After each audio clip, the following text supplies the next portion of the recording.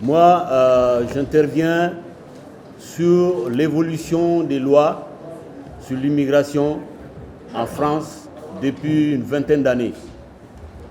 Parce que nous, on est arrivés dans les années 90. En France, c'était les années Pasqua, pour ceux qui se souviennent.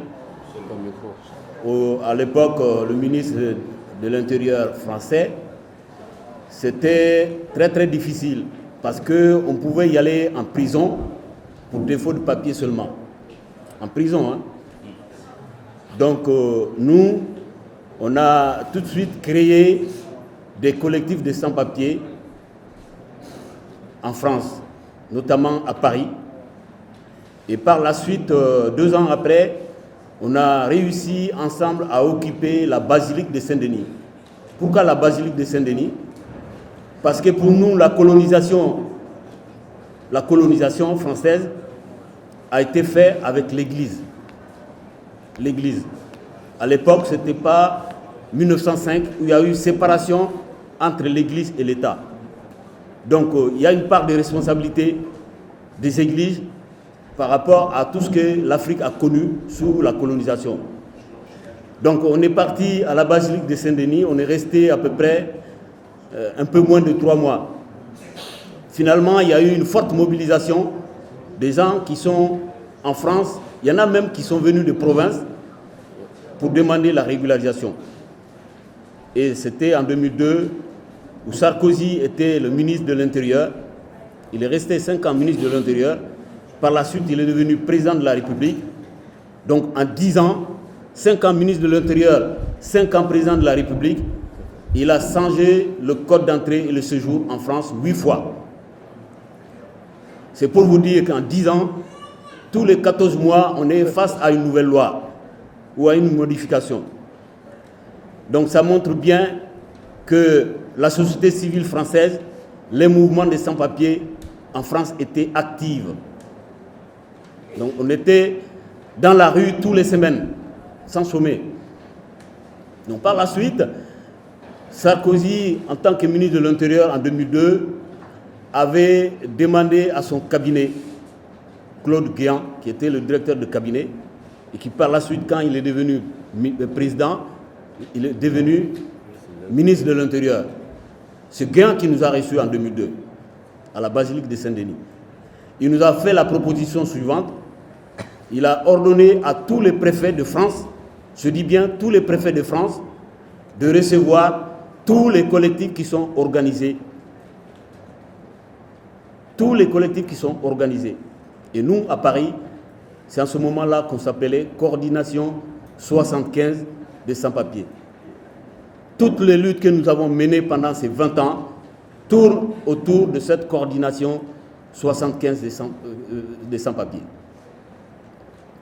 Alors, les relations avec la préfecture de police de Paris ont commencé depuis ce moment de mars 2002. Jusqu'à maintenant, ça remonte à bientôt 18 ans. Ça n'a pas changé, ça continue. Donc pour moi, les lois sont importantes dans un pays. Il faut le savoir et ça te permet de t'organiser mieux pour les contourner. Parce qu'il ne faut pas avoir d'illusions. Hein. Les lois ne sont pas faites pour nous arranger. Les lois ne sont pas faites pour nous aider. Les lois sont faites toujours contre les gens. Ok? Donc nous, on a l'habitude de travailler comme ça.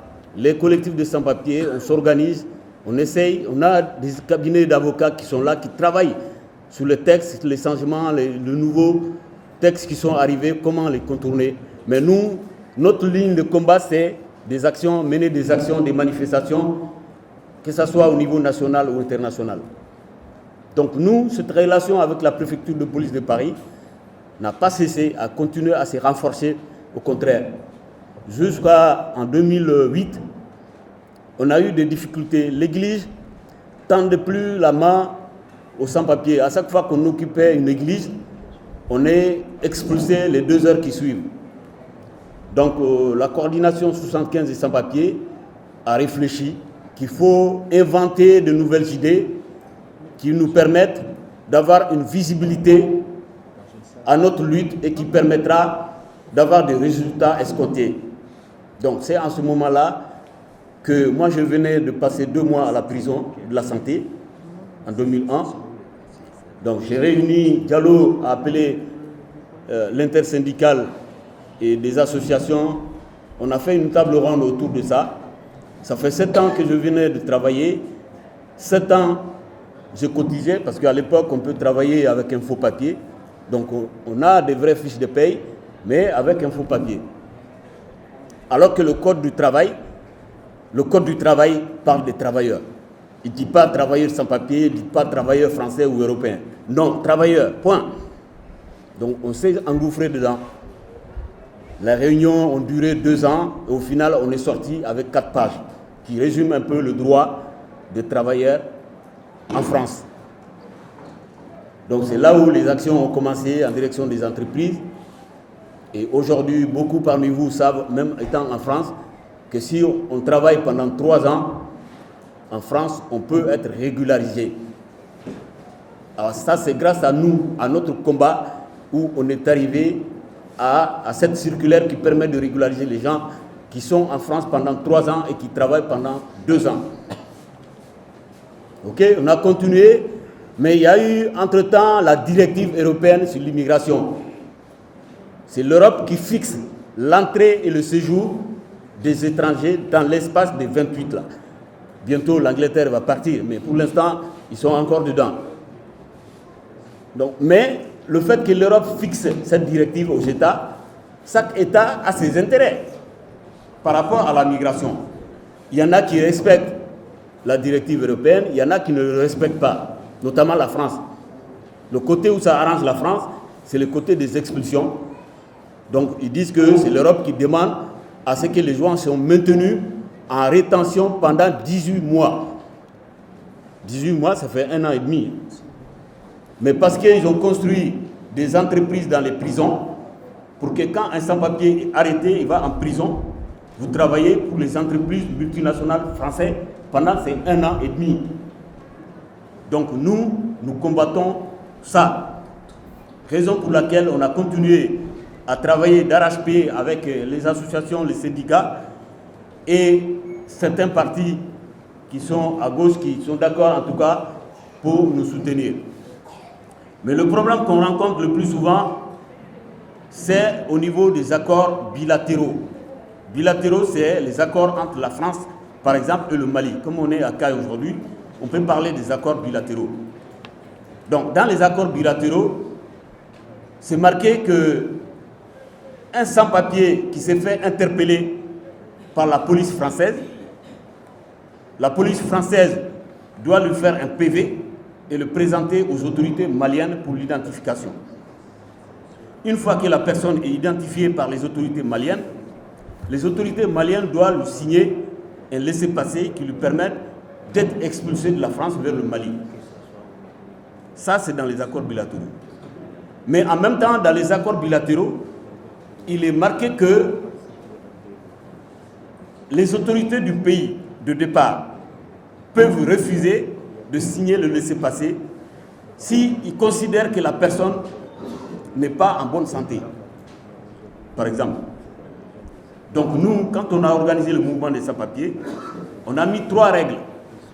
On dit, quand tu te fais arrêter par la police, la première des choses, c'est d'informer le collectif à qui vous avez adhéré.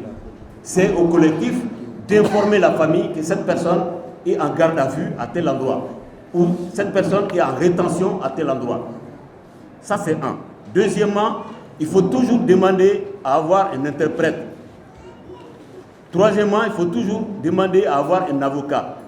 Même si on est diplômé, la loi française, elle est très compliquée.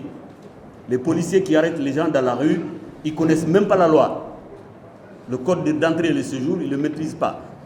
Donc c'est facile de commettre des erreurs.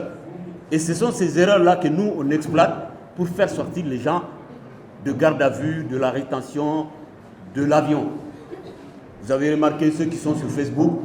Hier, là, le 17, il y avait un Malien qui devrait être expulsé vers le Mali. C'est grâce aux voyageurs qui se sont rébellés où la police était obligée de le faire sortir de l'avion. Donc c'est de ça que je vous ai expliqué hier, que nous, en 18 mois, on a réussi à faire sortir comme ça, de l'avion 206 personnes. Donc, nous, ce qu'on reproche à nos autorités, c'est quoi? C'est que la France fait des lois sur l'immigration dans son intérêt. Et les autorités maliennes qui sont là-bas doivent nous écouter, nous. Parce que nous, c'est notre domaine. C'est nous qui sommes victimes. C'est nous qui ont vécu la situation de sans-papiers. Donc, si les autorités maliennes de France nous écoutent, travaillent avec nous, il y aura zéro expulsion. Zéro. Je dis bien zéro. Parce qu'on a les moyens de leur donner des idées qui permettraient de ne pas refuser à la France, mais de faire en sorte que le délai court. Aujourd'hui, pour une demande de régularisation, on peut passer 6 mois sans rendez-vous. Hein. Est-ce que c'est normal? Ce n'est pas normal. Et s'il vous donne rendez-vous, il peut vous donner rendez-vous jusqu'à 8 mois, 10 mois.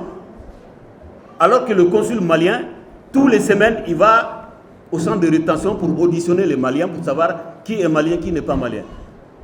Mais pour nous régulariser, nous, on peut attendre 1 an, voire 18 mois, pour avoir un simple rendez-vous. Et le rendez-vous aussi, ça peut aller jusqu'à 10 mois. Ça veut dire que toi, tu attends 3 ans et que les autorités maliennes, tous les semaines, eux, ils vont au centre de rétention pour identifier les gens. Pourquoi eux, ils ne peuvent pas adapter leur calendrier au système des Français? Parce que c'est de ça qu'il s'agit. Ce n'est pas uniquement identifier les gens et les expulser, mais c'est aussi de les assister, de les aider et trouver des voies et moyens pour empêcher les expulsions.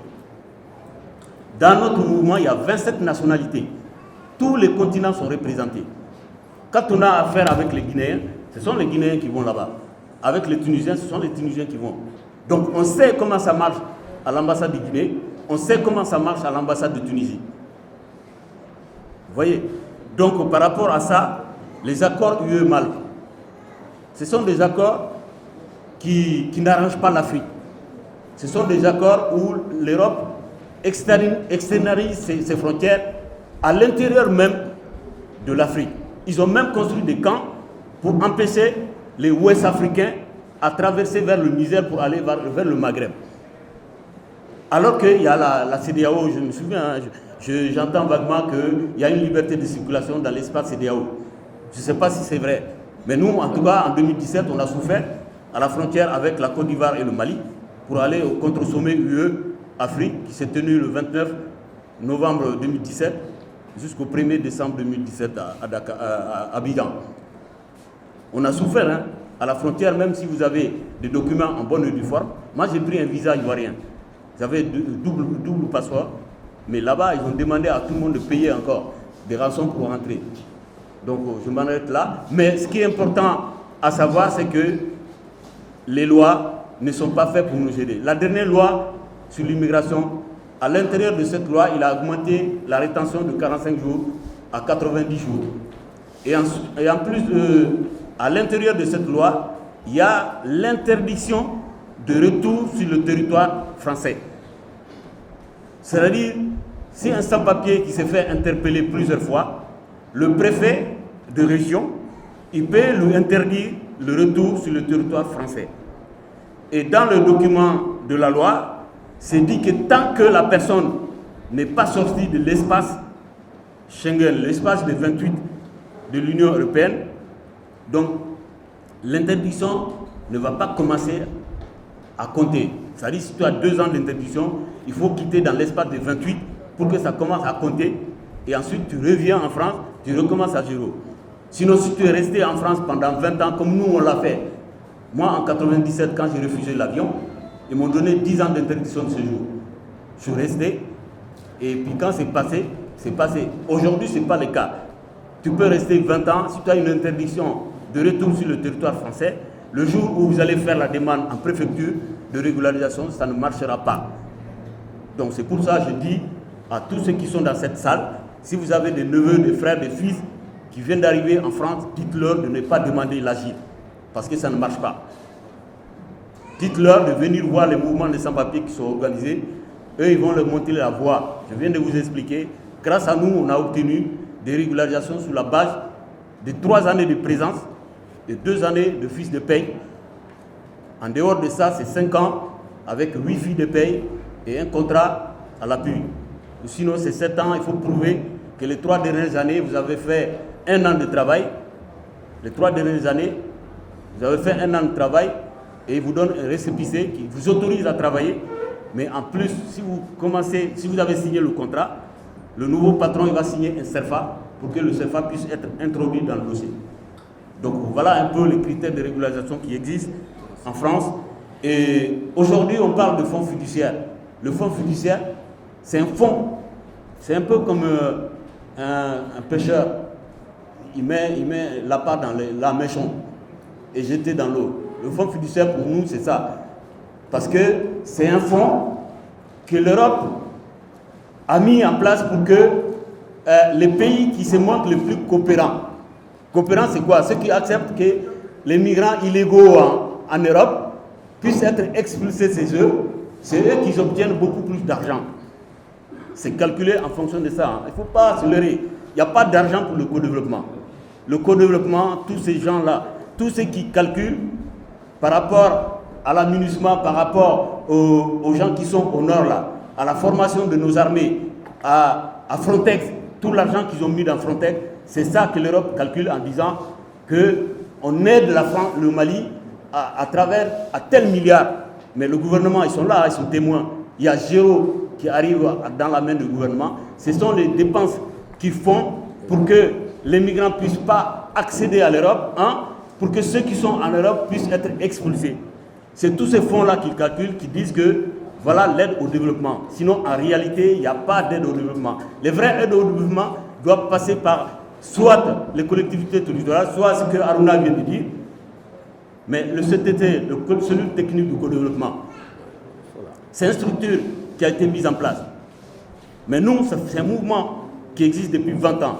Mais c'est la première fois que nous, on arrive à obtenir des subventions officielles, en tout cas des ministères maliens de l'extérieur. C'est la première fois. Mais pourtant, ça fait 20 ans qu'on mène des actions similaires. Et à chaque fois, on a buté sur des problèmes comme ça.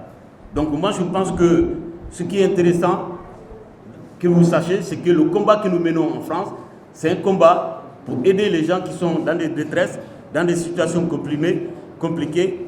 Et par rapport à ça, on a besoin d'un éveil de conscience à tous les niveaux. Parce que nous, ce qu'on peut faire, le gouvernement ne peut pas faire ça. Ce que le gouvernement peut faire, nous, on ne peut pas faire ça. Parce que c'est eux qui vont sur la table de discussion avec eux. Mais ils peuvent nous utiliser en disant, voyez, qu'est-ce que la coordination 75 fait à Paris pendant 20 ans? Qu'est-ce que la coalition internationale de sans-papiers et migrants fait en Europe et en Afrique pendant ces 10 dernières années-là? Ça, le gouvernement peut utiliser pour mettre la pression sur l'Union européenne. Quand nous, on a saisi le Conseil d'État face à un circulaire de Hollande, François Hollande, il y a 3 ou 4 ans, qui disait quand les Français écrivent à l'administration, au bout de 2 mois, s'il n'y a pas de réponse, ça veut dire oui. Quand les étrangers écrivent à l'administration, au bout de 2 mois, ça veut dire non. S'il n'y a pas de réponse, ça veut dire non. On a saisi le Conseil d'État pour discrimination. Et on a été traité au même niveau que Manuel Valls. À l'époque, c'était lui le Premier ministre. Est-ce que c'est sûr aujourd'hui que si nous, on porte plainte au Conseil d'État malien contre le RPM qui est au pouvoir aujourd'hui, est-ce qu'on sera entendu de la même manière qu'on est en train d'être entendu en France et en Europe? On a été reçu par le président du Parlement européen en 2012, quand on a fait la marche européenne sur 6 pays les plus importants. 126 sans-papiers, on a traversé toutes ces frontières-là. C'est pour vous dire que l'immigration, les lois qui sont en train d'être votées, ce sont des choses qui ne nous arrangent pas. Et c'est une manière de nous dire que, voilà, le capitalisme mondial, la mondialisation, c'est ça qui prédomine. Ça veut dire quoi? Ça veut dire que les pays qui sont les plus riches au monde, ils vont rester dans l'éternité riche, et ceux qui sont pauvres, ils vont rester dans l'éternité pauvre. C'est ça la mondialisation. Donc il faut refuser ça. Et puis, les lois ce n'est pas quelque chose que la foudre, il fait nous tomber sur la tête. Ce sont les gens, les députés que vous avez mis en place là, qui votent des lois. En France aussi, c'est pareil. Nous, on a dit, écoutez, la libre circulation, elle est fondamentale. Tout le monde parle de passeurs. Tout le monde parle des gens qui qui soutirent de l'argent aux candidats à la migration. Mais si tout le monde peut voyager avec son passeport, est-ce qu'on a des problèmes de passeurs? Donc qui est criminel dans ce cas? Ce sont les États. Ce sont les États qui sont criminels. Ce n'est pas les gens qui soutirent de l'argent aux gens qui sont criminels. Parce que les conditions politiques que ces pays-là ont mis en place ne font que empirer les situations. Et nous, quand on a présenté ces états généraux, les gens de la CADERCAF, la coordination régionale de CAI en France, ils nous ont posé une question. Est-ce que vous allez à CAI dire aux jeunes de ne pas partir? Je dis non. Nous, on ne dira pas aux gens de ne pas partir. Parce que pourquoi? Les conditions sont là pour les inciter à partir. Voilà la réponse. Parce que nous, on pense qu'on est en train de perdre du temps. La question migratoire, ça ne doit pas exister. Si ça doit exister dans les deux sens. C'est-à-dire que les Européens aussi devraient avoir les mêmes difficultés que nous pour venir chez nous. Ils devraient avoir les mêmes difficultés pour aller dans le reste du tiers-monde. Mais ce n'est pas le cas. La difficulté se trouve uniquement de notre côté. Au côté des Noirs et au côté des Arabes. Donc ça, c'est quelque chose, c'est pour ça que je dis, il y a un éveil de conscience à tous les niveaux et qu'on se donne la main, société civile, élus locaux et tous ceux qui nous gouvernent doivent donner la main dans la main pour que nous puissions arriver à quelque chose. Donc voilà un peu, je ne veux pas être long, je laisse la parole aux autres et à l'échange dans la salle. Mais une chose est sûre, en tout cas, la coalition internationale des sans-papiers, à travers la coordination 75 des sans-papiers, droit ici et là-bas, que Maran a bien résumé, c'est la partie légale de notre mouvement. La partie légale, c'est GEL, qui a un statut qui est reconnu au niveau international. La CSP 75, c'est un collectif. Pourquoi un collectif? Parce qu'on a même mené des actions où on a réussi à mobiliser 3000 personnes de 27 nationalités. Dans les manifestations de samedi, on pouvait aller jusqu'à 10 000 personnes, jusqu'à 15 000 personnes. Donc face à un gouvernement, ils sont obligés de négocier. Bon, rester en collectif, ça veut dire que même s'il y a des poursuites judiciaires, c'est le responsable seulement qui peut être viré. Parce que je suis responsable de personne. Chacun est là parce qu'il a besoin de papier, il veut être régularisé. Donc ce n'est pas une association loi 1901, ce n'est pas un parti politique avec statut. Si c'est un parti politique ou une association avec statut, on peut les destituer, on peut, faire des procédures pour supprimer. Mais ce n'est pas le cas. C'est pour ça qu'on est resté en collectif pour militer et pour faire en sorte que tout le monde puisse bénéficier de ce qu'ils ont envie d'avoir. Merci.